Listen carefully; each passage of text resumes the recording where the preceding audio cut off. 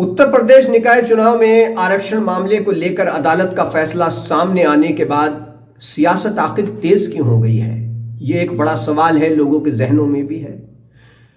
उत्तर प्रदेश के सीएम योगी आदित्यनाथ ने इस मामले को लेकर सुप्रीम कोर्ट जाने तक की बात कही है। डिप्टी सीएम केशव प्रसाद मौर्य का भी इसी तरीके का बयान सामने आया है। दूसरी ओर उत्तर प्रदेश के पूर्व मुख्यमंत्री और समाजवादी पार्टी के अध्यक्ष अखिलेश यादव ने तो भाजपा को इस मामले पर निशाने पर लेते हुए कहा कि डिप्टी सीएम केशव प्रसाद मौर्य पिछड़े जरूर हैं, लेकिन उनको पिछड़ों के हितों से कोई सरोकार नहीं है, कोई मतलब नहीं है। अब सवाल यह है कि जो अदालत का फैसला निकाय चुनाव को लेकर आया है, उसके बाद से ये इस तरीके की सियासत का माहौल क्यों गर्म है।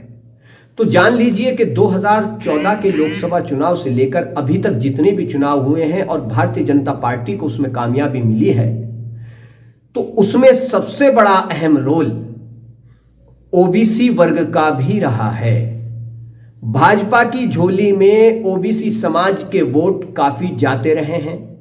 2014 के लोकसभा चुनाव में जब कांग्रेस सत्ता से बेदखल हुई थी और भारतीय जनता पार्टी शानदार तरीके से सरकार बनाने में कामयाब हुई थी, उस वक्त भी ओबीसी समाज के लोगों का वोट काफी संख्या में भाजपा की झोली में गया था।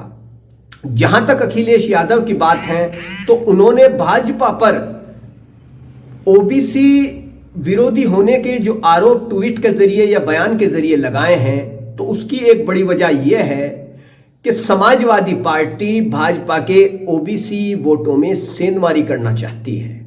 यूपी में जो 3 उपचुनाव हुए 3 सीटों पर, उनमें से आजम खान की रामपुर सीट को छोड़कर दोनों सीटों पर समाजवादी पार्टी कामयाब रही। तो यहां पर भारतीय जनता पार्टी का जो ओबीसी वोट है, उसमें सेंध लगाने में समाजवादी पार्टी काफी हद तक कामयाब रही। अभी ऐसे में अखिलेश यादव निकाय चुनाव से लेकर 2024 के लोकसभा चुनाव तक की रणनीति पर नजर रखे हुए हैं और उनकी कोशिश यह है कि अगर ओबीसी का जो वोट है, जो भाजपा का वोट बैंक माना जाता है, ओबीसी वर्ग का वोट वो छिटक कर समाजवादी पार्टी के पाले में, समाजवादी पार्टी की झोली में आ जाता है, तो इससे समाजवादी पार्टी की राह आसान हो सकती है निकाय चुनाव में भी और आने वाले 2024 के लोकसभा चुनाव में भी। इसलिए अखिलेश यादव और उनके चाचा रामगोपाल यादव इस मामले को लेकर भाजपा पर हमलावर हैं और तीखे ट्वीट या बयान उन्होंने दिए भी हैं।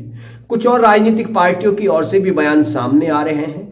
बहरहाल अभी यह कहना बेहद जल्दबाजी होगी कि निकाय चुनाव टल सकते हैं या निकाय चुनाव बहुत जल्द हो सकते हैं, क्योंकि जिस तरीके से सियासत इस मामले पर तेज हो गई है, उसको देखते हुए कुछ भी कहना फिलहाल एक जल्दबाजी होगी। तो बने रहिए हमारे साथ और कीजिए चैनल को सब्सक्राइब, वीडियो को शेयर कीजिए। धन्यवाद।